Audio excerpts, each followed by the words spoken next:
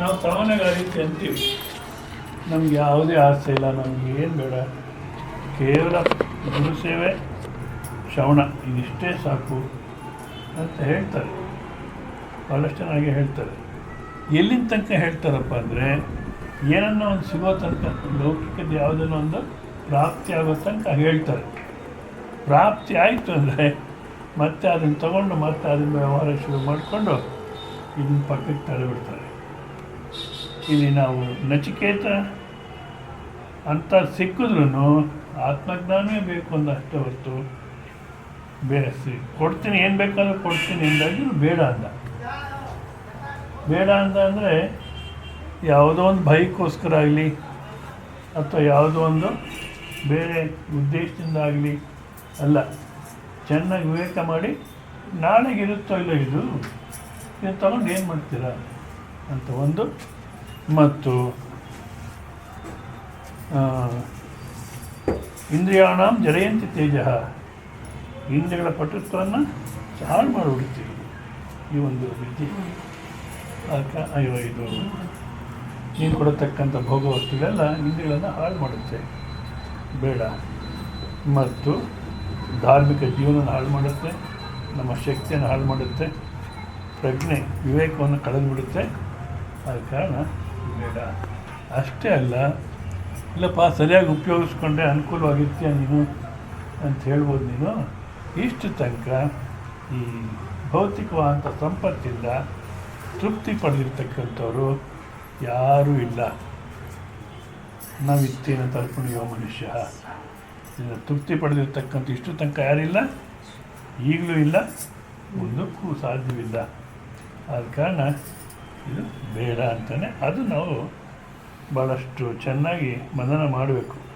ಯಾಕೆಂದರೆ ಸಾಮಾನ್ಯವಾಗಿ ಕೇಳ್ತಲೇ ಇರ್ತೀವಿ, ಮಾಡ್ತಲೇ ಇರ್ತೀವಿ. ಒಂದು ಯಾವುದನ್ನು ಪ್ರಾಪ್ತಿ ಆಗಿಲ್ಲ ಅದನ್ನು ಗೋಳಾಡ್ತೀವಿ, ಪ್ರಾಪ್ತಿ ಆಯಿತು ನಾಳೆ ಪ್ಲಾನ್ ಹಾಕ್ತೀವಿ, ಏನೇನೋ ಕನ್ಸ್ಟ್ರಕ್ಷನ್ ಶುರು ಮಾಡ್ತೀವಿ, ಒಂದಲ್ಲ ಮಾಡ್ತಲೇ ಇರ್ತೀವಿ. ಹೌದಾ? ಸುಮ್ಮನಿರೋದೇ ಇಲ್ಲ ಜನ ಈಗಿನ ಕಾಲಕ್ಕಂತೂ. ಒಂದು ಅರ್ಧ ಗಂಟೆ ಟೈಮ್ ಸಿಕ್ಕಿದ್ರೆ ಶಿರ್ಡಿಗೆ ಹೋಗಿ ನಡೀರಿ ಅಂತಾರೆ. ಅಲ್ಲ, ಅರ್ಧ ಗಂಟೆ ನೀನು ಎಲ್ಲಿ ಹೋಗಿ ಬರೋಕ್ಕೆ, ಹೇಗೋ ಸಾಯಂಕಾಲ ಹೊರಟು ರಾತ್ರಿ ಟ್ರಾವೆಲ್ ಮಾಡಿ ದರ್ಶನ ಮಾಡಿಕೊಂಡು ಮತ್ತೆ ವಾಪಸ್ ಬಂದುಬಿಡೋಣ ಅಂತ ಏನೋ ಒಂದು ಪ್ಲಾನ್ ಆಗ್ತಾರೆ. ಸುಮ್ಮನೆ ಕೊಡೋಕ್ಕಾಗೋದೇ ಇಲ್ಲ. ಸೊ ಈ ರೀತಿ ಓಡತಕ್ಕಂಥ ಬುದ್ಧಿ ಇರತಕ್ಕಂಥವ್ರಿಗೆ ಆತ್ಮಜ್ಞಾನ ಅಂತಕ್ಕಂಥದ್ದು ಸಾಧ್ಯವಿಲ್ಲ. ಇಹಲೋಕ ಪರಲೋಕದ ಎಲ್ಲ ಆಸೆಗಳು ಬಿದ್ದೋಗ್ಬೇಕು. ಸೊ ಒಳ್ಳೆಯ ಆಸೆ ಕೆಟ್ಟ ಆಸೆ ಅಂತೇನಿಲ್ಲ. ಕೆಟ್ಟ ಮಾರ್ಗದಲ್ಲೇ ಹೋಗ್ತಿರ್ತಕ್ಕಂಥವ್ರಿಗೆ ಒಳ್ಳೆಯ ಆಸೆಗಳು ಒಳ್ಳೆಯದು. ಅಂದರೆ ಎಲ್ಲೋ ಹೆಂಡು ಕೊಡುಕರು, ಅವರು ಇಂಥವ್ರು ವ್ಯಭಿಚಾರಿ, ಹೆಂಡು ಕೊಡುಕ ಇಂಥವ್ರಿಗೆ ಬೇಡಪ್ಪ, ಧಾರ್ಮಿಕವಾದಂಥ ಆಸೆಗಳನ್ನ ಇಟ್ಕೋ ಅಂತಂದ್ಬಿಟ್ಟು ಇತ್ತ ಕಡೆಗೆ ತಿರುಗಿಸೋದು ಸರಿ.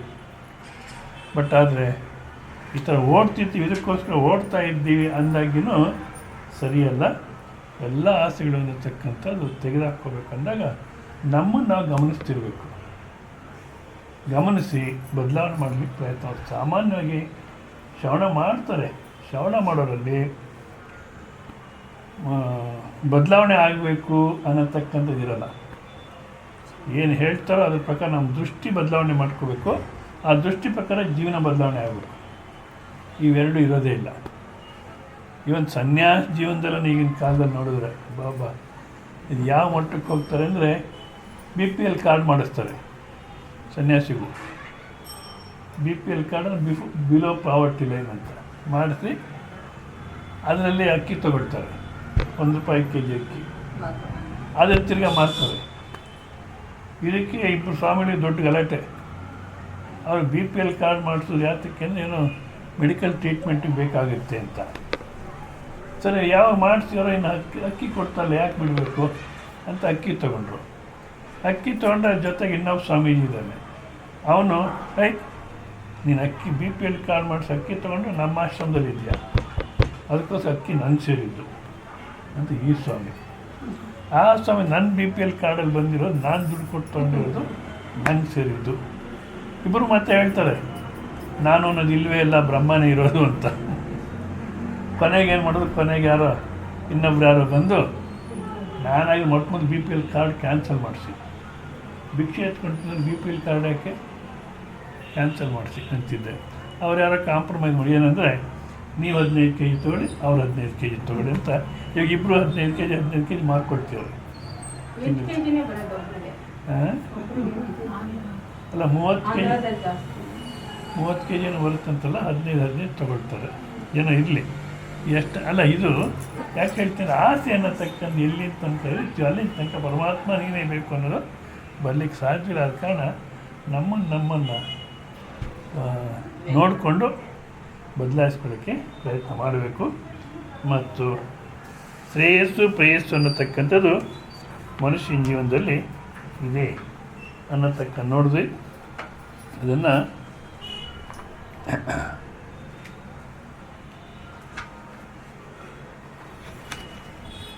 ಯದಿ ಉಭಯಪಿ ಕರ್ತುಂ ಸ್ವಾಯತ್ತೆ ಪುರುಷೇಣ ಕಿಮರ್ಥಂ ಪ್ರೇಯವ ಆದತ್ತೆ ಬಾಹುಲ್ಯ ಲೋಕೈತು ಉಚ್ಯತೆ.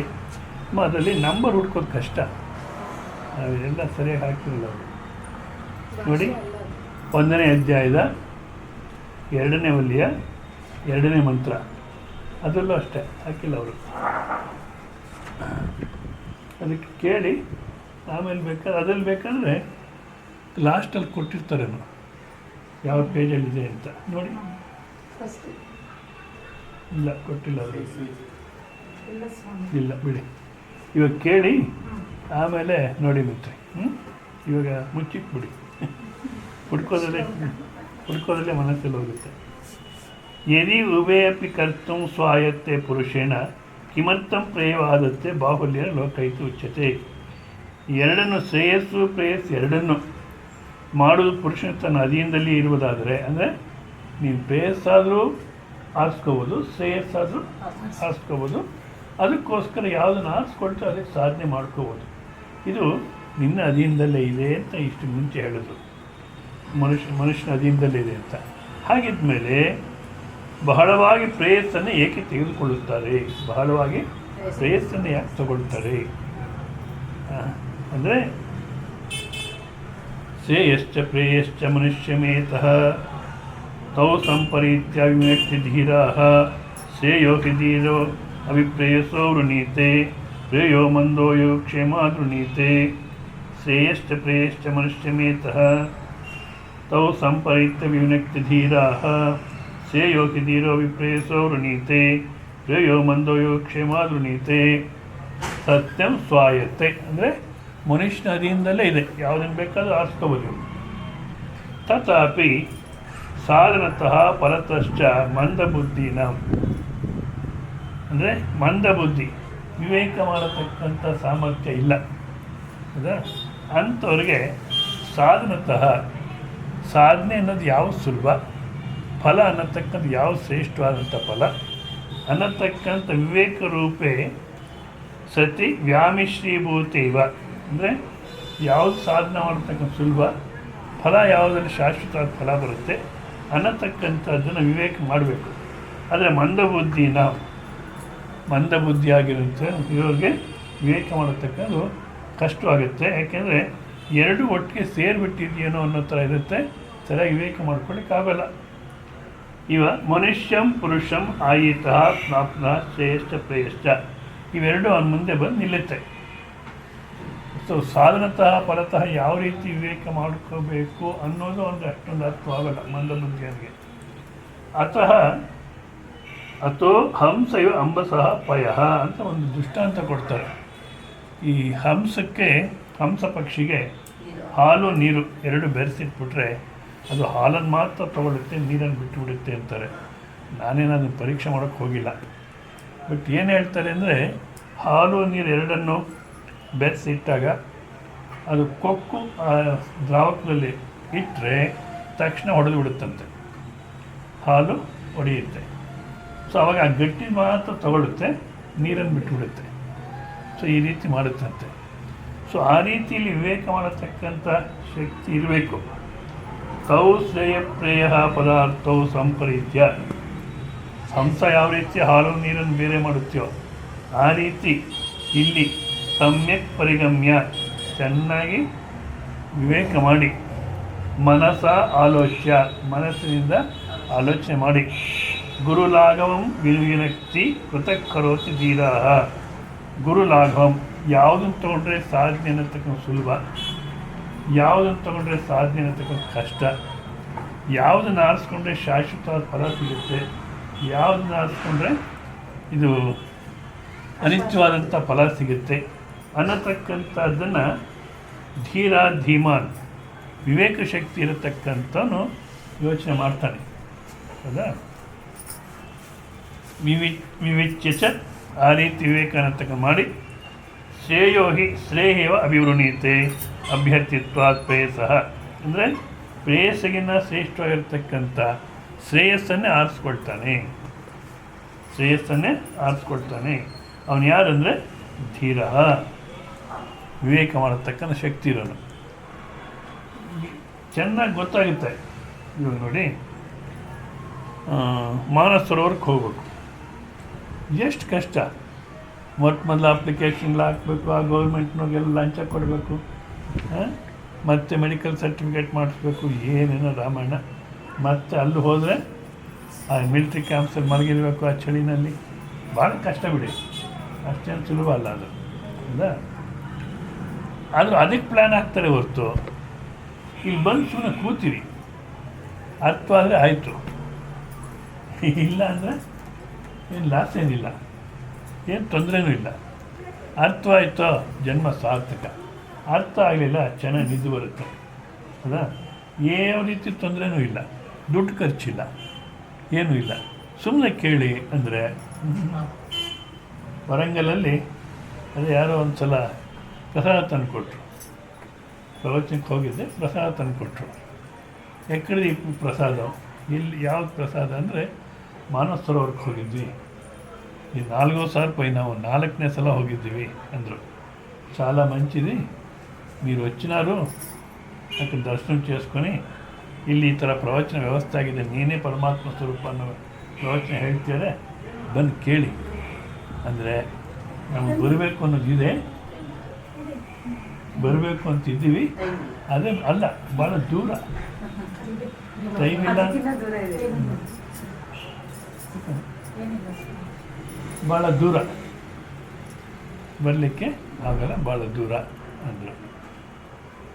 ಮಾನಸ ಸರೋವರ ಹತ್ತಿರ 4ನೇ ಸಲ ಹೋಗಿ ಬಂದಿದ್ದಾರೆ. ಅದೇ ವರಂಗಲಲ್ಲೇ ನಡೀತಾ ಇದೆ ಪ್ರವಚನ, ಇದು ಭಾಳ ದೂರ.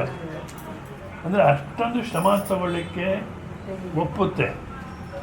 ಏನು ಶ್ರಮ ಇಲ್ಲದೆ ಇರತಕ್ಕಂಥ ಶಾಶ್ವತ ಅಂತ ಫಲ ಸಿಗತಕ್ಕಂಥದ್ದು ಇದಕ್ಕೆ ಒಪ್ಪಲ್ಲ.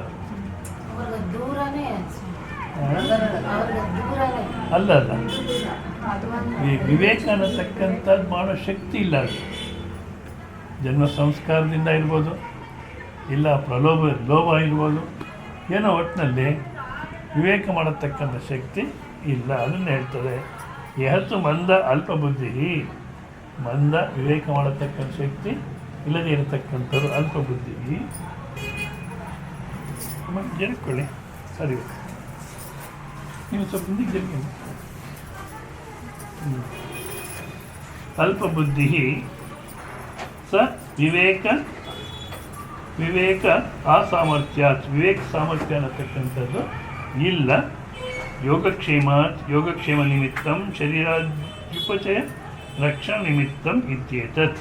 ಅಂದರೆ ಶರೀರದ ಅಭಿವೃದ್ಧಿ, ಶರೀರದ ನಂದು ಅನ್ನತಕ್ಕಂಥ ಏನಿದೆಯೋ ಅದನ್ನೆಲ್ಲ ಜಾಸ್ತಿ ಮಾಡ್ಕೊಳ್ಳೋದು, ಅದನ್ನು ರಕ್ಷಣೆ ಮಾಡ್ಕೊಳ್ಳೋದು, ಇದೇ ಯೋಗಕ್ಷೇಮ ಅಂದರೆ. ಯೋಗ ಅಂದರೆ ನಮ್ಮ ಹತ್ರ ಇಲ್ಲೇ ಇರತಕ್ಕಂಥ ಪಡೆಯತಕ್ಕಂಥದ್ದು ಮತ್ತೆ ಅದನ್ನು ರಕ್ಷಣೆ ಮಾಡ್ಕೊಳ್ಳೋದು. ಇದು ಪ್ರೇಯ, ಇಹಲೋಕದ ಅಭಿವೃದ್ಧಿನೇ ಬಯಸ್ತಾರೆ. ಏನದು? ಪಶು ಪುತ್ರಾದಿ ಲಕ್ಷಣ ವೃಣೀತೆ. ಪಶು ಸಂಪದ, ಈಗಿನ ಕಾಲಕ್ಕೆ ಪಶು ಸಂಪದ ಇಲ್ಲ. ಪೂರ್ವದಲ್ಲಿ ಶಂಕರಾಚಾರ್ಯ ಕಾಲಕ್ಕೆ ಪಶು ಸಂಪದ ಇರೋದು. ಈಗಿನ ಕಾಲಕ್ಕೆ ಅದನ್ನು ಯಾರು ಸಂಪತ್ತನ್ನು ಅಯ್ಯ ಅವ್ರ ಮನೆಗೆ ಹಸು ಕಟ್ಕೊಂಡಿರೋ ಅಸಹ್ಯ ಅಂತಾರೆ. ಯಾಕೆ? ಅದನ್ನು ಸಗಣಿ ಗಂಜಲ ಬರೀ ಹಾಲು ಮಾತ್ರ ಕೊಡೋದು, ಕಟ್ಕೊಡೋಣ. ಸಗಣಿ ಗಂಜಲ ಯಾರು ಎತ್ತೋರು ಅಸಹ್ಯ ಅಂದ್ಬಿಟ್ಟು ಈಗಿನ ಕಾಲಕ್ಕೆ ಪಶು ಸಂಪದ ಇಲ್ಲ. ಕಂಠ ಸಕಾರು, ಬ್ಯಾಂಕ್ ಅಕೌಂಟು, ಇದೆಲ್ಲ ಪುತ್ರಾದಿ ಗಂಡು ಸಂತತಿ ಬೇಕು, ಗಂಡು ಸಂತತಿ ಬೇಕು. ಯಾವಾಗ ಗಂಡು ಸಂತತಿ ಬೇಕು ಅಂತೀವೋ ಆವಾಗ ಮದುವೆ ಆಗಬೇಕು. ಈಗಿನ ಕಾಲದಲ್ಲಿ ಹೇಳ್ತಾರೆ ಅದೇನು ಬೇಕಿಲ್ಲ, ಸುಪ್ರೀಂ ಕೋರ್ಟ್ನವ್ರು ಒಪ್ಕೊಳ್ತಾರೆ. ಯಾರ ಜೊತೆಗನ್ನು ಓಡಾಡ್ಬೋದು ಅಂತ. ಆ ಸಂಪ್ರದಾಯ ಬೇಡ. ಮದುವೆ ಆಗಬೇಕು. ಮದುವೆ ಆದರೆ ಮನೆ ಇರಬೇಕು. ಮನೆ ಇದ್ದರೆ ಅನ್ನಪೂರ್ಣ ಕುಕ್ಕರು ಅದು ಇದು ಎಲ್ಲ ಇರಬೇಕು. ಬಂಧು ಬಳಗ ಬಂದು ಹೋಗ್ತಿರ್ಬೇಕು. ಅಂದರೆ ಈ ಒಂದು ಆಸೆ, ಪುತ್ರೇಶನ ಮಗ ಬೇಕು ಅನ್ನತಕ್ಕಂಥ ಒಂದು ಆಸೆ ಬಂದರೆ ಇಡೀ ಇಹಲೋಕ ಪ್ರಪಂಚ ಎಲ್ಲ ಬಂದ್ಬಿಡುತ್ತೆ. ಹೌದಾ?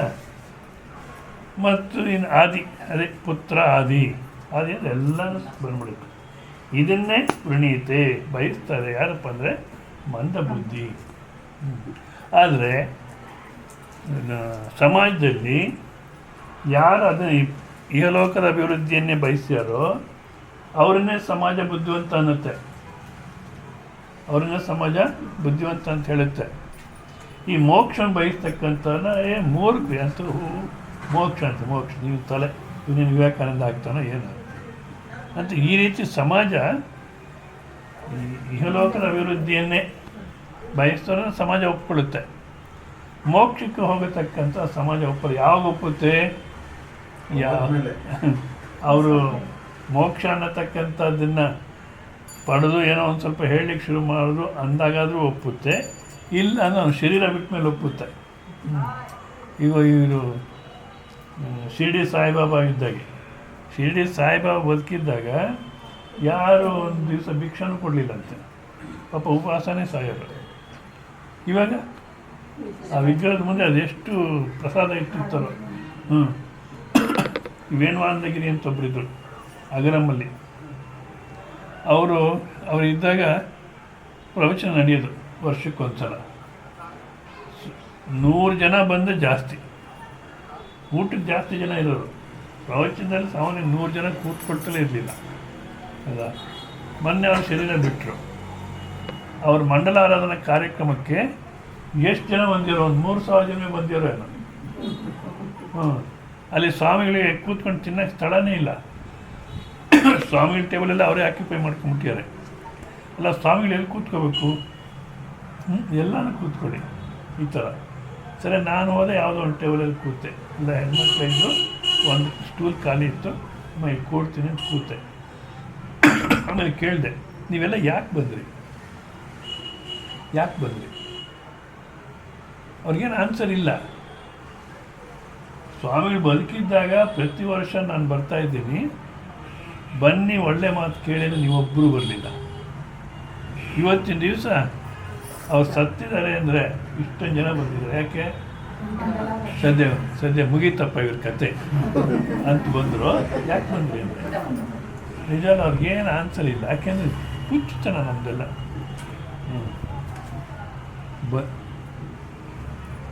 ಮೋಕ್ಷವನ್ನೇ ಬಯಸ್ತಕ್ಕಂಥವ್ರನ್ನ ಮನೆಗಳವರು ಒಪ್ಪಲ್ಲ, ಆಶ್ರಮಗಳವರು ಒಪ್ಪಲ್ಲ. ಆಶ್ರಮಗಳವರು ಒಪ್ಪಲ್ಲ ಅಂದರೆ ಇವಾಗ ಒಂದು ಆಶ್ರಮದಲ್ಲಿ, ಯಾವುದೇ ಆಶ್ರಮದಲ್ಲಾಗಲಿ, ಗುರು ಹೇಳ್ತಕ್ಕಂಥ ಚೆನ್ನಾಗಿ ತಿಳ್ಕೊಂಡು ವೈರಾಗ್ಯ ಮೂರ್ತಿಯಾಗಿ ಕೇವಲ ಭಿಕ್ಷೆ ಮಾತ್ರ ಮಾಡಿಕೊಂಡು ತನ್ಪಾಂತ ಅಧ್ಯಯನ ಮಾಡ್ಕೊಂಡಿದ್ದಾನೆ ಅಂದರೆ ಯಾರೂ ಒಪ್ಪಲ್ಲ ಆಶ್ರಮಗಳಲ್ಲಿ. ಮತ್ತೇನು ಮಾಡಬೇಕು? ಅಧ್ಯಯನ ಮಾಡ್ತಾನೋ ಬಿಡ್ತಾನೋ, ಹೊರಗಡೆ ಹೋಗಬೇಕು, ಏನೋ ಜನಗಳಿಗೆ ಹೇಳಿ ಬಿಟ್ಟು ತರಬೇಕು. ಇವನು ಸರಿ ಕರೆಕ್ಟಪ್ಪ. ಅವನು ನೋಡಿರಿ ಎಷ್ಟು ವೈರಾಗ್ಯ. ಗಂಗೆನಲ್ಲಿ ಎಸ್ತು ಅಂತಾರೆ. ಹೆಂಗೋ ಗಂಗಮ್ಮೆ, ನಾವು ತೊಗೊಂಡೋಗಿ ಗಂಗೆನಲ್ಲಿ ಹಾಕ್ಬಿಡು ಅಂತಾರೆ. ಆದ ಕಾರಣ ನಾವು ಸಮಾಜದ ರೀತಿ ನೀತಿ ನೋಡಿಬಿಟ್ಟು ಇದನ್ನು ಸೆಲೆಕ್ಟ್ ಮಾಡ್ತೀವಿ ಅಂದರೆ ಆಗಲ್ಲ. ಮತ್ತು ಯಾವ ರೀತಿ ಸೆಲೆಕ್ಟ್ ಮಾಡಬೇಕು? ನಚಿಕೇತ ಯಾವ ರೀತಿ ತಾನೇ ವಿವೇಕ ಮಾಡಿ ಇದೆಲ್ಲ ವ್ಯರ್ಥ ಅನ್ನತಕ್ಕಂಥ ಅನ್ನಿಸ್ತೋ ಆ ರೀತಿ ನಮಗೆ ವಿವೇಕ ಅನ್ನತಕ್ಕಂಥ ಬಂದು ಇದು ವ್ಯರ್ಥ. ಮತ್ತು ಯಾರೇ ಹೇಳಲಿ ನಮ್ಮ ಮನಸ್ಸು ಒಪ್ಪಲ್ಲ. ಅಷ್ಟೆಲ್ಲ ಸಮಾಜ ಒಪ್ಪಲಿಲ್ಲ, ತಿರಸ್ಕಾರ ಮಾಡುತ್ತೆ ಅಂದ್ರೂ ಒಳಗಡೆ ನಕ್ಕೊಂಡು ಸುಮ್ಮನೆ ಆಗಿಬಿಡ್ತಾರೆ. ಭರ್ತೃಹರಿ ಮಹಾರಾಜು ಎಲ್ಲ ಬಿಟ್ಟು ಹೋಗ್ತಾರೆ. ಒಂದು ತೆಂಗಿನ ಚಿಪ್ಪು, ಒಂದು ಲಂಗೋಟಿ, ಅಷ್ಟೇ ಅವ್ರ ಆಸ್ತಿ. ಒಂದು ಮನೆ ಕೆಳಗಡೆ ಕೂತಿರ್ತಾರೆ. ಜೊತೆಗಿದ್ದು ರಾಜ ಬರ್ತಾನೆ, ನೋಡ್ತಾನೆ, ಏನು ನಿನ್ನ ಮೂರ್ತನ? ರಾಜನಾಗಿದ್ದವನು ಎಲ್ಲ ಬಿಟ್ಟು ಈ ತೆಂಗಿನ ಚಿಪ್ಪು ಲಂಗೋಟಿ ಇಟ್ಕೊಂಡು ಭಿಕ್ಷೆ ಬೇಡ್ಕೊಂಡು ಜೀವನ ಮಾಡ್ತೀಯ?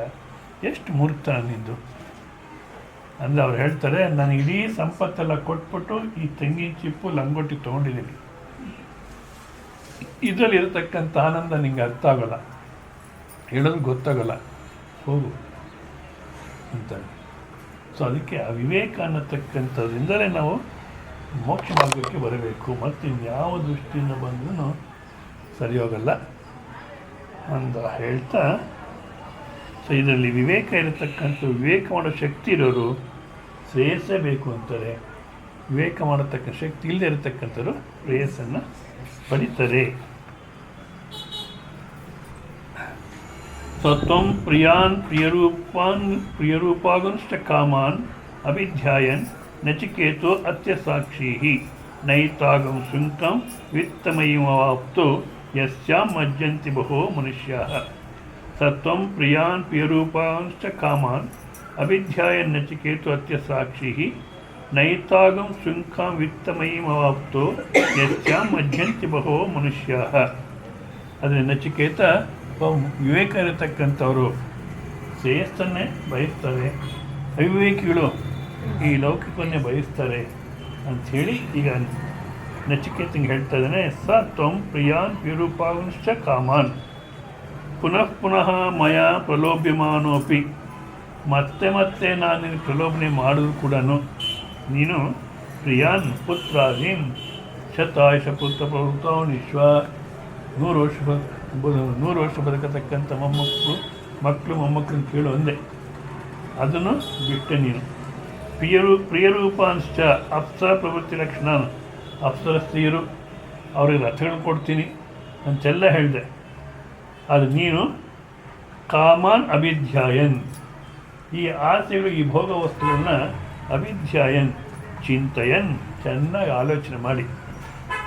ಏನು ಹೇಳ್ದ, ನಮ್ಮ ಇಂದ್ರಿಯಗಳನ್ನೇ ಹಾಳು ಮಾಡುತ್ತಿದ್ದು, ಶರೀರವನ್ನೇ ಹಾಳು ಮಾಡುತ್ತೆ, ಧಾರ್ಮಿಕ ಜೀವನ ಹಾಳು ಮಾಡುತ್ತೆ, ನಮ್ಮ ಶಕ್ತಿಯನ್ನು ಹಾಳು ಮಾಡುತ್ತೆ ಅಂತೆಲ್ಲ ಚೆನ್ನಾಗಿ ವಿವೇಕ ಮಾಡಿ ಚಿಂತಯನ್ ತೇಷಾಂ ಅನಿತ್ಯತ್ವ ಅಸಾರತ್ವಾದಿ ದೋಷಾನ್, ಅವುಗಳಿರತಕ್ಕಂಥ ಅನಿತ್ಯತ್ವ ಅಸಾರ, ಏನು ಸಾರ ಅನ್ನತಕ್ಕಂಥದ್ದು ಇಲ್ಲ, ಅಸಾರತ್ವಾದಿ ದೋಷಾನ್, ಆ ದೋಷಗಳನ್ನೆಲ್ಲ ಚಿಂತಯನ್ ಚೆನ್ನಾಗಿ ಆಲೋಚನೆ ಮಾಡಿ.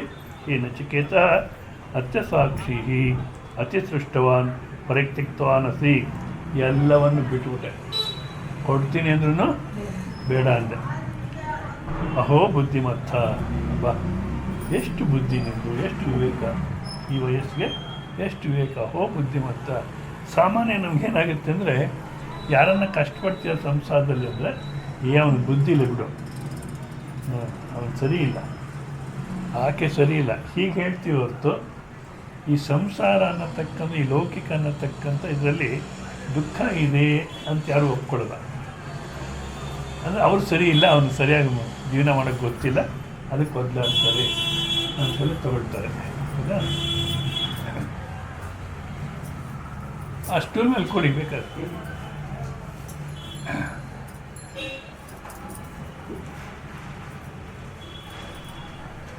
ಅಂದರೆ ಬೇರೆಯವರೇನು ನಾವು ಒದ್ದಾಡ್ತಾ ಇದ್ದರೆ, ಸಂಸಾರ ದುಃಖ ಪಡ್ತಿದ್ರೆ, ಈ ಸಂಸಾರದ ಲಕ್ಷಣವೇ ಇಷ್ಟು ಅಂತ ನಮ್ಗೆ ಅನ್ಸಲ್ಲ. ಅವರು ಬುದ್ಧಿ ಇಲ್ಲ, ಒದ್ದಾಡ್ತಾರೆ. ಮತ್ತು ನೀನು ಒದ್ದಾಡ್ತಿದ್ದೆ, ನಮ್ಮ ಕತೆ ಬೇರೆ ಬಿಡು ಅಂತಾರೆ. ಒಟ್ಟಿನಲ್ಲಿ ಏನು, ಇದು ಲಕ್ಷಣನೇ ಇದು ಅಂತ ಒಪ್ಕೊಳ್ಳಲ್ಲ. ಹೌದಾ? ಒಪ್ಕೊಳ್ತೀರ ಏನು ಮಾಡಿ, ಯಾವ ರೀತಿ ಅಂದರೆ, ನಮಗೊಬ್ಬರು ಟೈಲರ್ ಇದ್ದರು ಬ್ಯಾಂಗ್ಳೂರಲ್ಲಿ, ನಾವು ಕೆಲಸದಲ್ಲಿದ್ದಾಗ 3 ಜನ ಫ್ರೆಂಡ್ಸು ಅವ್ರ ಹತ್ರ ಬಟ್ಟೆ ಹೊಲಿಸ್ಕೊಳ್ಳಿಕ್ಕೆ ಹೋಗ್ತಿದ್ವಿ. ಅದರಲ್ಲಿ ಅವರಿಗೆ ಟೈಲರ್ ನಮ್ಮನ್ನು ನೋಡೋದು, 3 ಜನ ನೋಡೋದು ಭಾಳ ಸಂತೋಷ, ಯಾಕೆಂದ್ರೆ ಮದುವೆ ಆಗಿಲ್ಲ ಅಂತ. ಮದುವೆ ಆಗಿಲ್ಲ ಅಂತ ಭಾಳ ಸಂತೋಷ ಪಡೋರು. ಅದರಲ್ಲಿ ಒಬ್ಬರಿಗೆ ಮದುವೆ ಆಯಿತು. ಆಮೇಲೆ ನಾವು ಇಬ್ಬರು ಹೋಗ್ತಿದ್ವಿ. ಅವರು ಒಂದ್ಸಲ ಬಟ್ಟೆ ತೊಗೊಂಡೋದ್ರೆ, ಸ್ವಲ್ಪ ಇರಿ, ಅಳತೆ ತೊಗೊಳ್ಳಿಲ್ಲ ತಕ್ಷಣ, ಸ್ವಲ್ಪ ಇರಿ, ನೀವು 3 ಜನ ಬರ್ತಿದ್ರಿ, ಇವಾಗ ಇಬ್ಬರೇ ಬರ್ತೀರಾ, ಇನ್ನೊಬ್ರು ಎಲ್ಲಿ ಅಂದರು. ಇಲ್ಲ ನಾರಾಯಣರಾವ್, ಅವ್ರಿಗೆ ಮದುವೆ ಆಯಿತು, ನಾವೇ ಹೇಳಿದ್ವಿ ನೀವು ಶ್ರೀಮತಿಯ ಜೊತೆ ವಾಕಿಂಗ್ ಹೋಗಿ ನಮ್ಮ ಜೊತೆ ಬಿಟ್ಬಿಡಿ, ದಿವಸ ಸಾಯಂಕಾಲ ನಮ್ಮ ಜೊತೆ ಒಂದು ಅವ್ರು ಬೇಸರ ಪಡ್ತಾರೆ ಅಂತ ಅವ್ರ ಜೊತೆ ಹೋಗ್ತಾರೆ, ಅವರು ನಮ್ಮ ಜೊತೆಗೆ ಬರೋಲ್ಲ. ಅಯ್ಯೋ ಪಾಪ ಅಂದರು. ಅಲ್ಲ ನಾರಾಯಣರಾವ್, ಮದುವೆ ಆಯಿತು ಅಂದರೆ ಸಂತೋಷ ಪಡ್ಬೇಕು ನೀವು, ಅಯ್ಯೋ ಪಾಪ ಅಂತಿಲ್ಲ. ಯಾಕೆ ಅಂದರೆ, ನಮ್ಮ ತಾತನೂ ಹೇಳೋರು ನನಗೆ, ಸಂಸಾರ ಸಾಗರ ಕಣೆ ಅಂತ. ನಾನು ಏನು ಸಾಗರ ಅಂತ ಹೊಡ್ಕೊಳ್ತಾನೆ ಮುದುಕ, ಮದುವೆ ಮಾಡಿಕೊಂಡ್ರೆ ಅಡುಗೆ ಮಾಡ್ತಾಳೆ, ನಮಗೂ ಹಾಕ್ತಾಳೆ, ಆಕೆನೂ ತಿಂತಾಳೆ, ಅಥವಾ ಇನ್ನೇನೋ ಸ್ವಲ್ಪ ವ್ಯತ್ಯಾಸ ಹಾಕಿ ತಿಂದು ನಮ್ಗೆ ಹಾಕ್ಬೋದು, ಅಷ್ಟೇ ತಾನೇ ವ್ಯತ್ಯಾಸ. ಇದಕ್ಕೆ ಯಾಕೆ ಸಾಗರ ಸಾಗರ ಅಂತಾನೆ ಅಂದ್ಬಿಟ್ಟು ಅವ್ರ ಮಾತನ್ನು ತಿರಸ್ಕಾರ ಮಾಡಿ ಮದುವೆ ಆದ ಸ್ವಾಮಿ. ಇವಾಗ ಗೊತ್ತಾಗುತ್ತೆ ಸಾಗರ ಅಂದ್ರೆ ಏನು ಅಂತ. 3 ಜನ ಗಂಡು ಮಕ್ಳು ಆಗ್ತಂಗೆ, ಒಬ್ಬನ ಮದುವೆ ಮಾಡಿದ್ದಾರೆ. ಆ ಸೊಸೆ ಅತ್ತ ಸೊಸೆ ಅಂದರೆ ಅತ್ತನ ಹಾಗೆ ಇರ್ತಾರೆ ಅಂತ ಇಟ್ಕೊಳ್ಳಿ. ಮಾತಾಡೋದು ಪೊಲೀಸ್ ಸ್ಟೇಷನ್ಗೆ ಹೋಗ್ತಾರೆ. 1960 ಇದು ಮಾತಾಡೋದು ಪೊಲೀಸ್ ಸ್ಟೇಷನ್ಗೆ ಹೋಗಳಾಕಿ ಸೊಸೆ, ಮತ್ತೇನು ಮಾತಾಡೋಗಿಲ್ಲ. ಆಮೇಲೆ 2ನೇ ಮಗ ದುಡ್ಡಿಟ್ಟಿದ್ರೆ ತಗೊಂಡು ಕುಡಿದೆಲ್ಲ ಮಲಗಿಬಿಟ್ಟಿರೋದು ಬೀದಿನಲ್ಲಿ, ಬ್ಯಾಂಗ್ಳೂರಲ್ಲಿ ಕರ್ಕೊಂಬರ್ಬೇಕು. ಇನ್ನೊಬ್ಬ ಕೊನೆ ಮಗ ಬ್ಯಾಂಗ್ಳೂರಲ್ಲಿ ಕುಡಿತಿರ್ಲಿಲ್ಲ, ಅದೊಂದು. ಮತ್ತು ಮಡ್ರಾಸು ಬಾಂಬೆ ಎಲ್ಲ ಹೋಗಿ ಅಲ್ಲಿ ಕುಡ್ಕೊಂಡು ಬಿದ್ದುಬಿಡೋದು. ಅವನಾಗ ವಾಪಸ್ ಬರಬೇಕು, ಇಲ್ಲಾಂದ್ರೆ ಗೊತ್ತಾದ ಇವ್ರಿಗೆ ಹೋಗಿ ಕರ್ಕೊಂಬರ್ಬೇಕು. ಸ್ವಾಮಿ, ನಮ್ಮ ತಾತ ಹೇಳ್ತಕ್ಕಂಥ ಸಂಸಾರ ಸಾಗರ ಅನ್ನೋದು ಈಗ ಅರ್ಥ ಆಗುತ್ತೆ ಅನ್ನೋನು. ಮತ್ತು ನಮಗೂ ಉಪದೇಶ ಮಾಡೋದು. ಒಬ್ರಿಗೆ ಮದುವೆ ಆದಮೇಲೆ ನೀವಿಬ್ಬರಿದ್ದೀರಾ, ಗಟ್ಟಿ ಮನಸ್ಸು ಮಾಡಿ 5 ವರ್ಷ ಹಾಗೆ ಇದ್ಬಿಡಿ, ಹಾಯಾಗಿರ್ತೀರ. ಒಂದು ವೇಳೆ ಏನನ್ನ ನಿಮ್ಮ ಫ್ರೆಂಡ್ ಥರ ಮದುವೆ ಆದ್ರಿ ಬಂತು ರಾಮಾಯಣ ಅನ್ನೋದು. ಅವರು ಒಬ್ಬರು ಗುರು. ಏನು ಹೇಳ್ತೀನಿ, ಬೇರೆ ಯಾರನ್ನ ಒದ್ದಾಡ್ತಿದ್ರೆ ಅವನು ಬುದ್ಧಿ ಇಲ್ಲ, ಅದಕ್ಕೋಸ್ಕರ ಈ ಥರ ಆಗಿದೆ. ಇಲ್ಲ, ಸಂಸಾರ ಲಕ್ಷಣನೇ ಇದು ಅನ್ನೋದು ನಮಗೆ ಗೊತ್ತಾಗಲ್ಲ. ಇವಾಗ ರಿಲಯನ್ಸ್ ಫ್ಯಾಮಿಲಿ ಸಾಕಷ್ಟು ದುಡ್ಡು ಸಂಪಾದಿಸೋದು ಎಲ್ಲ ಆಯಿತು. ಆತ ಹೋದ್ಮೇಲೆ, ಅಂಬಾನಿ ಹೋದ್ಮೇಲೆ ದೊಡ್ಡ ಗಲಾಟೆ ಆಯಿತು ಆ ಫ್ಯಾಮಿಲಿಯಲ್ಲಿ. ಅದಕ್ಕೇನು ಹೇಳೋರು, ಮೊದಲನೇ ಸೊಸೆನೇ ಕಾರಣ ಇದಕ್ಕೆಲ್ಲ ಅಂತ ಪೇಪರ್ಲ್ಲಿ ಹಾಕೋರು. ನಾನು ಹೇಳ್ತೀನಿ ಪ್ರವಚನ, ಮೊದಲನೇ ಸೊಸೆ ಕಾರಣ ಅಂತಲ್ಲ, ಈ ಸಂಸಾರ ಲಕ್ಷಣನೇ ಇಷ್ಟು. ದುಡ್ಡಿದ್ದರೆ ಮಕ್ಕಳು ದೂರ ಹೋಗಲ್ಲ. ಯಾಕೆ ಅಂಟ್ಕೊಂಡೇ ಇರ್ತಾರೆ? ಯಾತಕ್ಕೋಸ್ಕರ ಅಂಟ್ಕೊಂಡಿದ್ದಾರೆ? ದುಡ್ಡುಗೋಸ್ಕರ. ಹೌದಾ?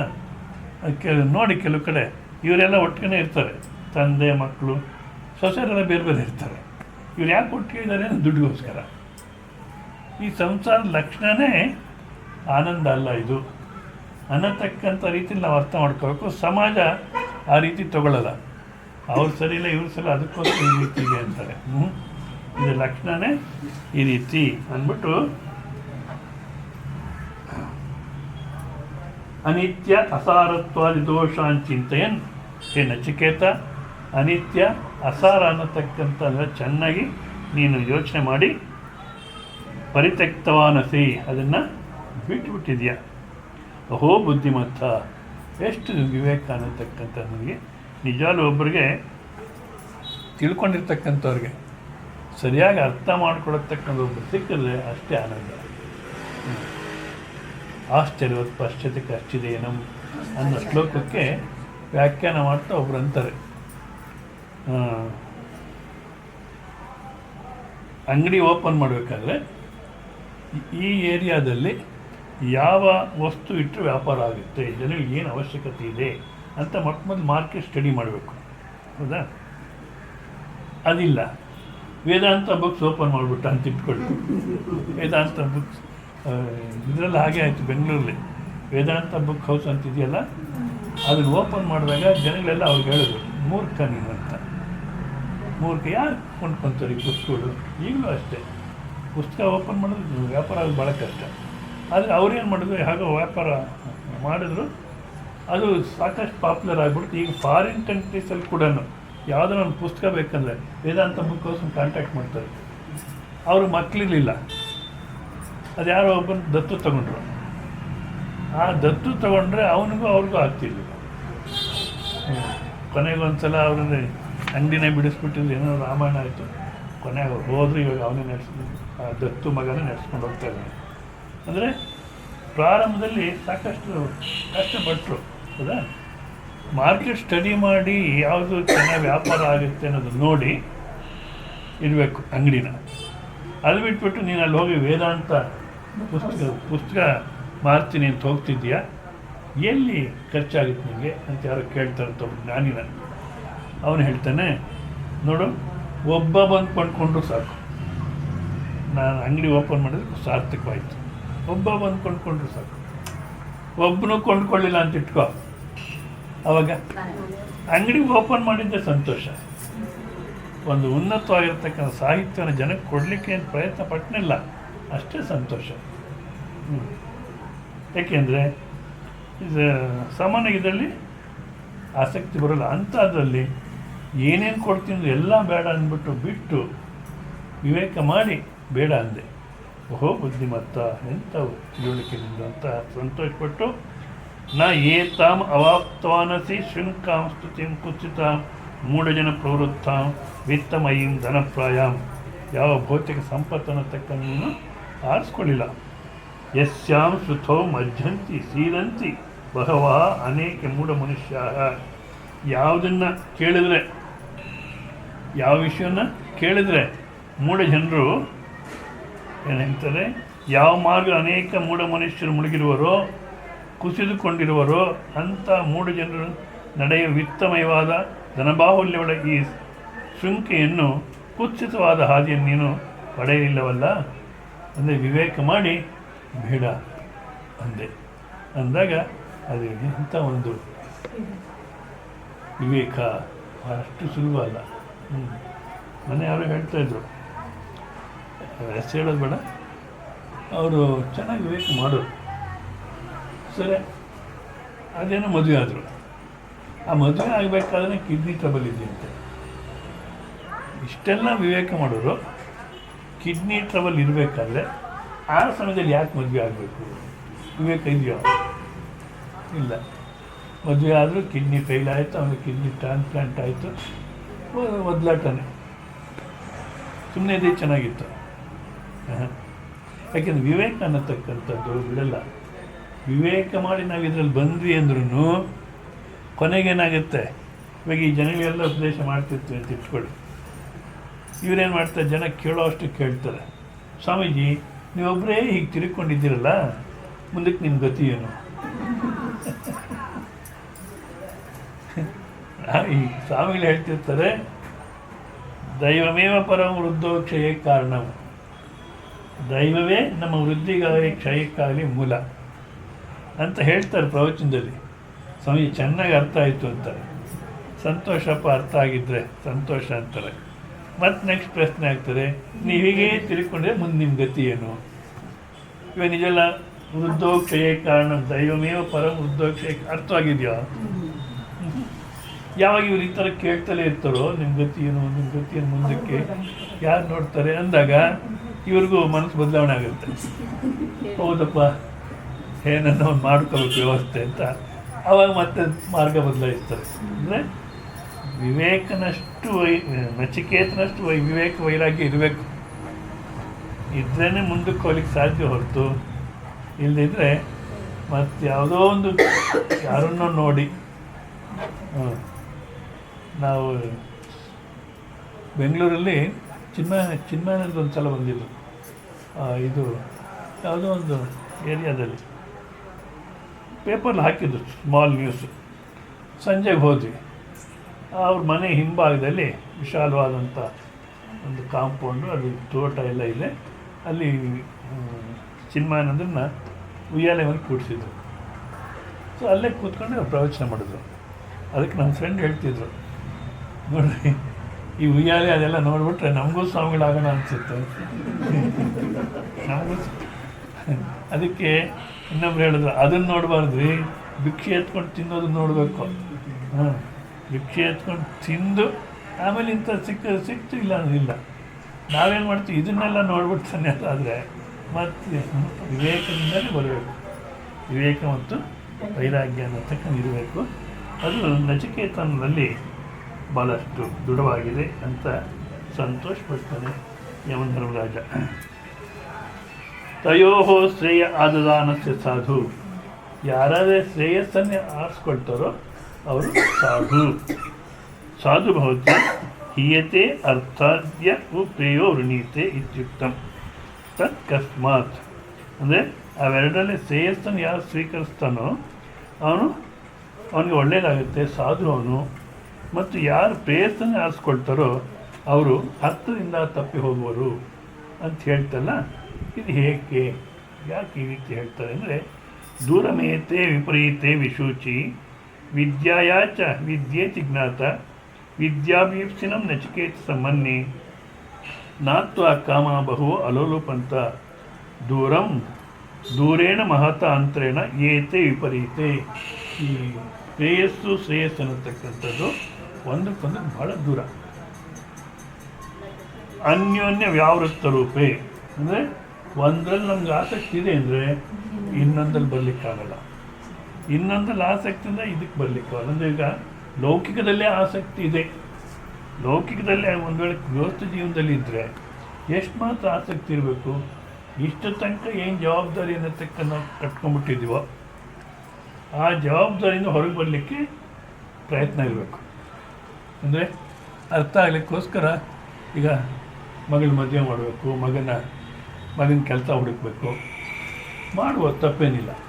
ಬಟ್ ಅಷ್ಟು ಮಾಡಿಬಿಟ್ಟು ಬಿಟ್ಬಿಡ್ಬೇಕು ಫ್ರೀಯಾಗಿ. ನಾವು ಇನ್ನು ವಾನಪ್ರಸ್ಥಾಶ್ರಮ ಕೊಟ್ಬಿಡ್ಬೇಕು. ಬಟ್ ಆ ಥರ ಒಪ್ಪೋದೇ ಇಲ್ಲ. ನಾನು ಭಾಳಷ್ಟು ಜನಕ್ಕೆ ಹೇಳ್ತಿರ್ತೇನೆ, ನಮ್ಮ ಹುಡುಗಂದು ಸೆಟ್ಲ್ ಆಯಿತು ಅಂದರೆ ಒಳ್ಳೆಯ ಸಂತೋಷ, ನೀವಿಬ್ಬರು ಅತ್ತೆ ಮಾವ ಆಗಬೇಡಿ ಅಂತೀನಿ. ನೀವಿಬ್ಬರು ಅತ್ತೆ ಮಾವ ಅನ್ನೋ ಅಭಿಮಾನ ತಂದ್ಕೋಬೇಡಿ. ಯಾಕೆ ಅಭಿಮಾನ ಬಂತಂದ್ರೆ ಮತ್ತೆ ಜಗಳ ಶುರು. ವ್ಯವಹಾರಕ್ಕೆ ಹೇಳ್ತಾರೆ ಅತ್ತೆ ಮಾವ ಅಂತ, ಆದರೆ ನಿಮ್ಗೆ ಅಭಿಮಾನ ಬರಬಾರ್ದು, ಬಿಡೋದೇ ಇಲ್ಲ. ಮತ್ತೆ ಹೊರಡ್ತೀವಿ ಅಂದರೆ ಏನು ಜವಾಬ್ದಾರಿ ಇದೆಯೋ ಅದನ್ನು ಮುಗಿಸ್ಬಿಟ್ಟು ಮತ್ತೆ ಪರಮಾತ್ಮ ಕಡೆ ಹೋಗ್ಲಿಕ್ಕೆ ರೆಡಿ ಆಗಬೇಕು. ಇದು ಗೃಹಸ್ಥ ಜೀವನದಲ್ಲಿ. ಇನ್ನು ಸನ್ಯಾಸಿ ಜೀವನದಲ್ಲಿ ಇದ್ದರೆ ನಾನು ಹೇಳಿದನಾಗಲೇ ಭಿಕ್ಷ, ಧ್ಯಾನಂ, ಶೌಚಂ, ಭಿಕ್ಷ, ಆತ್ಮಚಿಂತನ, ಈ ನಾಲ್ಕೇ ಇರಬೇಕು. ಏಕಾಂತಶೀಲತೆ ಈ ನಾಲ್ಕೇ. ಮತ್ತು ಪಂಚಮಂ ಐದನೇದು ವ್ಯವಹಾರ ಇರಬಾರ್ದು. ಹೌದಾ? ಒಂದರಲ್ಲಿದ್ದು ಇನ್ನೊಂದರಲ್ಲಿ ನಾವು ಒಂದರಲ್ಲಿ ಆಸಕ್ತಿ ಇಟ್ಕೊಂಡು ಇನ್ನೊಂದರಲ್ಲೂ ಪ್ರಯತ್ನ ಮಾಡ್ತೀವಿ ಅಂದರೆ ಸಾಧ್ಯವಿಲ್ಲ. ಅನ್ಯೋನ್ಯ ಯಾವ ರೀತಿ ಒಂದಲ್ಲಿ ಆಸಕ್ತಿ ಇದ್ದರೆ ಇನ್ನೊಂದು ಪಕ್ಕಕ್ಕೆ ಹೋಗ್ಬಿಡುತ್ತೆ. ಮೋಕ್ಷದಲ್ಲೇ ಆಸಕ್ತಿ ಇತ್ತು ಅಂತ ಇಟ್ಕೊಳ್ಳಿ, ಇಲ್ಲಿ ನಾವು ಅಭಿವೃದ್ಧಿಗೆ ಪ್ರಯತ್ನ ಮಾಡಲಿಕ್ಕಾಗಲ್ಲ. ಲೌಕಿಕದಲ್ಲಿ ಆಸಕ್ತಿ ಇತ್ತು ಅಂದರೆ ಮತ್ತೆ ಮೋಕ್ಷಕ್ಕೆ ಪ್ರಯತ್ನ ಮಾಡಲಿಕ್ಕೆ ಸಾಧ್ಯವಿಲ್ಲ. ಅದೇ ಗೃಹಸ್ಥ ಜೀವನದಲ್ಲಿರೋರು ಯಾವ ರೀತಿ ಇರಬೇಕು ಅಂದರೆ ಎರಡು ಹಡಗಲ್ಲೂ ಪ್ರಯಾಣ ಮಾಡ್ಬೋದು ಅಂತಾರೆ ಗುರುನಾನಕ್. ಹೇಗೆ ಸಾಧ್ಯ ಅಂದರೆ ಒಂದು ಹಡಗಲ್ಲಿ ಲಗೇಜ್ ಎಲ್ಲ ಹಾಕ್ಬಿಡು, ಇನ್ನೊಂದು ಹಡಗಿನಲ್ಲಿ ನೀನು ಕೂತಿರು, ಆ ಲಗೇಜ್ ಹಚ್ಕೋಬೇಡ ಅಂತಾರೆ. ಅದಕ್ಕೆ ಡಿವಿಜನ್ ಹೇಳ್ತಾರೆ, ಎರಡು ಕೋಣೆಗಳ ನೀ ಮಾಡು ಮನದಾಲೆಯಲ್ಲಿ, ಹೊರ ಕೋಣೆಯಲ್ಲಿ ಲೋಗರ ಆಟಗಳನ್ನಾಡು, ವಿರಮಿಸೊಬ್ಬನ ಒಳಮನೆಯ ಶಾಂತಿಯಲ್ಲಿ, ಹೊರಯೋಗ ಮಾರ್ಗವಿದು ಮಂಕುತಿಮ್ಮ ಅಂತ. ಅಂದರೆ ವ್ಯವಹಾರ ಅನ್ನತಕ್ಕಂಥದ್ದನ್ನು ಕೇವಲ ಬಾಹ್ಯಕ್ಕೆ ಮಾಡಬೇಕೆ ಹೊರತು ಹೃದಯಕ್ಕೆ ತಗೋಬಾರ್ದು, ಮೇಲೇ ಇರಬೇಕು ಇದು. ಸೊ ಈ ರೀತಿ ಒಂದಿದ್ರೆ ಇನ್ನೊಂದಿರುತ್ತೆ ಅಂತ ಹೇಳಲಿಕ್ಕೆ ಸಾಧ್ಯವಿಲ್ಲ. ನೋಡಿ, ವಿವೇಕ ಅವಿವೇಕಾತ್ಮಕತ್ವ. ಒಂದು ವಿವೇಕದಿಂದ ಕೂಡಿರ್ತಕ್ಕಂಥದ್ದು ಯಾವುದು? ಮೋಕ್ಷ ಮಾರ್ಗ. ಇನ್ನೊಂದು ಅವಿವೇಕ. ಅವಿವೇಕ ಅಂದರೆ ಈಗ ನೋಡಿ, ನಾನು ಹೇಳಿದ್ನಲ್ಲ ಇಷ್ಟೊತ್ತು, ಹೆಚ್ಚು ಕಮ್ಮಿ ಎಲ್ಲರೂ ಒದ್ದಾಡ್ತಿರ್ತಕ್ಕಂಥ ನೋಡ್ತೀವಿ, ಹೌದಾ? ಮತ್ತು ನಾವು ಅದರಲ್ಲಿ ಎಂಟಾಗ್ತೀವಿ. ಯಾಕೆ ಅಂದರೆ ಅವ್ರು ಸರಿಯಾಗಿ ಅವ್ರಿಗೆ ಬುದ್ಧಿ ಇಲ್ಲ, ಅವ್ರ ಜೀವನ ಆ ಥರ ಆಯಿತು, ನಾನು ಭಾಳಷ್ಟು ಬುದ್ಧಿವಂತನ ಜೀವನ ಮಾಡಿದ್ರೆ ನಾನು ಸುಖ ಪಡ್ಬೋದು, ನನ್ನದೇನು ಆ ಥರ ಆಗೋಲ್ಲ ಅಂತ. ಹಾಗಲ್ಲಪ್ಪ, ಇದ್ರ ಲಕ್ಷಣವೇ ಇಷ್ಟು. ಯಾವುದು? ಈ ಭೌತಿಕ ಸಂಪತ್ತಿನ ಲಕ್ಷಣ ಇಂದ್ರಿಯಾಣ ಜರಯಂತಿ ತೇಜ. ಇಂದ್ರಿಯಗಳ ಪಟುತ್ವವನ್ನು ಸಾಕಷ್ಟು ಬೇಗ ಹಾಳು ಮಾಡಿಬಿಡುತ್ತೆ ಭೋಗ ಜೀವನ. ಇಲ್ಲ, ನಾನು ಭಾಳ ಹುಷಾರಾಗಿ ವ್ಯವಹಾರ ಮಾಡ್ತೀನಿ, ಅವರೇನೋ ಆ ಥರ ಹಾಳು ಮಾಡಿಕೊಂಡ್ರು ಅಂದರೆ ಏನು ಹುಷಾರೇನು ನಡೆಯೋಲ್ಲ. ಇಂದ್ರಿಯಾಣ ಜರಯಂತಿ ತೇಜ. ಅಷ್ಟೇ ಅಲ್ಲ, ತೃಪ್ತಿ ಸಿಗುತ್ತೆ ಅಂದರೆ ಆಗೋದಿಲ್ಲ. ಯಾಕೆ ನಾವು ಏನು ಸಂಪಾದನೆ ಮಾಡಿಕೊಡ್ತೀವಿ ಇದೆಲ್ಲನೂ ಹೊರಗಡೆನೇ ಇರುತ್ತೆ. ಖಾಲಿ ಸ್ಥಳ ಇದೆ ಒಳಗಡೆ, ಮನಸ್ಸು ಖಾಲಿಯಾಗಿದೆ, ನಾವು ಹೊರಗಡೆ ಫಿಲಪ್ ಮಾಡ್ತಾ ಇದ್ದೀವಿ. ಸೊ ಹೊರಗಡೆ ಎಷ್ಟೇ ಫಿಲಪ್ ಮಾಡಿದ್ರು ಒಳಗಡೆ ಖಾಲಿ ಇನ್ನೂ ಜಾಸ್ತಿ ಆಗ್ತಿರುತ್ತೆ. ಸೊ ಈ ಲಕ್ಷಣಗಳನ್ನು ಅರ್ಥ ಮಾಡಿಕೊಂಡಾಗಲೇ ಮೋಕ್ಷಕ್ಕೆ ಬರ್ತಾನೆ. ಅಂದರೆ ಇದರಲ್ಲೇ ಹೋಗತಕ್ಕಂಥ ಅವಿವೇಕ. ಮೋಕ್ಷದ ಮಾರ್ಗದಲ್ಲಿ ಬರತಕ್ಕಂಥದ್ದು ವಿವೇಕ. ವಿವೇಕ ಅವಿವೇಕ ಅಥವಾ ತಮಃಪ್ರಕಾಶವಿವ. ಈ ಲೌಕಿಕ ಜೀವನ ಮತ್ತು ಮೋಕ್ಷ ಜೀವನ ಯಾವ ರೀತಿ ಅಂದರೆ ತಮಃಪ್ರಕಾಶವತ್. ತಮಃಪ್ರಕಾಶ ಅಂದರೆ ಬಿಸಿಲು, ಕತ್ಲು, ಬೆಳಕು. ಕತ್ಲು ಬೆಳಕು ಸರಿ.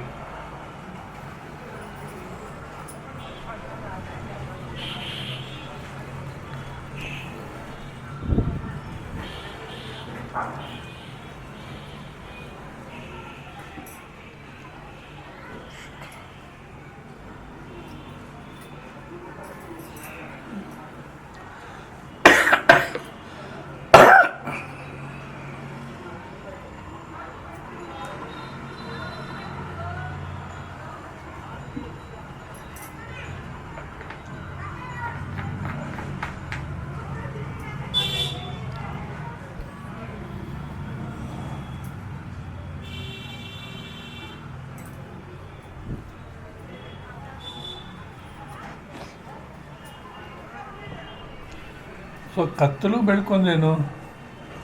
ಬೆಳಕಿದ್ದ ಕಡೆ ಹೇಳಿ ಕತ್ಲಿರಲ್ಲ, ಕತ್ಲಿದೆ ಅಂದರೆ ಬೆಳಕಿಲ್ಲ. ಸೊ ಆ ರೀತಿ ಈ ಭೋಗ ಜೀವನ ಅನ್ನತಕ್ಕಂಥದ್ದು, ಮೋಕ್ಷ ಮಾರ್ಗ ಅನ್ನತಕ್ಕಂಥದ್ದು ಲೌಕಿಕ, ಪಾರಮಾರ್ಥಿಕ ಅನ್ನತಕ್ಕಂಥದ್ದು. ತಮಃಪ್ರಕಾಶ ಸ್ವಲ್ಪ ಜಾಸ್ತಿ ಆಯ್ತು ಗಂಟಲು.